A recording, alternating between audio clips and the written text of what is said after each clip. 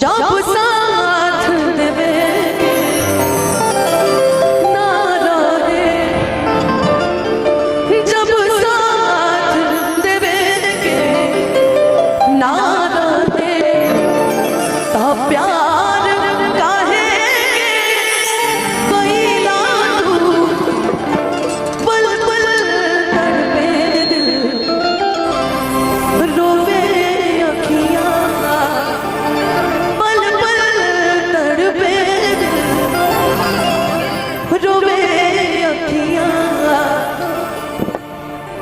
जुदाई काहे कइला तू, जब साथ देवे ना रहे, जब साथ देवे ना रहे, प्यार काहे कइला तू, पल पल तड़पे दिल, आह भरे पल पल तड़पे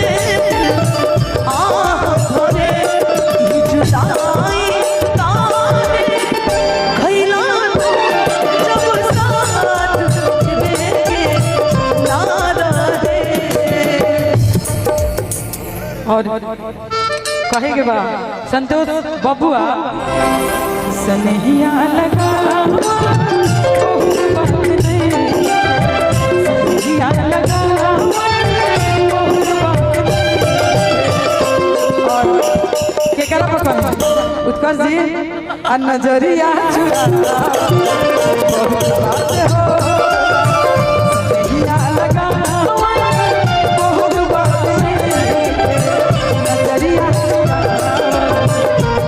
बात हो। अरे मयंक जी रहुआ खाते समझे न पाई असलिया रूपवा के जाल में धरा गई दाता,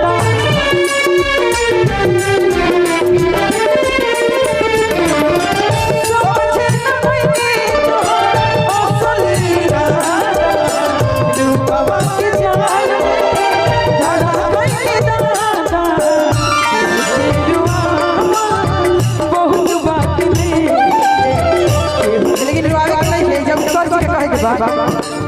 सुना अभी खुसर खुसर नहीं है केहू के सतावल बहुत बात नहीं है, रुआ के हंसावल बहुत बात हो, नजरिया लगावल बहुत बात नहीं है, नजरिया चुरावल बहुत बात हो। लाइन बड़ा सुंदर है, समझाता नहीं गाना के बीच में हम सारा के सुनाई खुद गा के।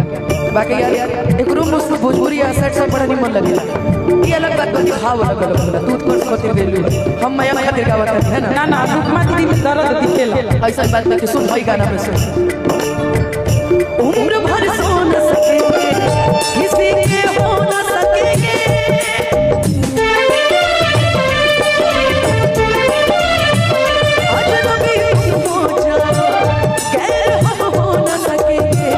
किसी पे आने की खातिर तुमने अपनों को रुला दिया, किसी पे आने की खातिर तुमने अपनों को रुला दिया, तुमने अपनों को रुला दिया। मेरे बारे कोई यादें, मेरे बारे कोई यादें, ओ मितवारे सब कुछ भुला दिया, ये बाबा कैसा सिला दिया, सब कुछ भुला दिया ये बाबा कैसा सिला दिया।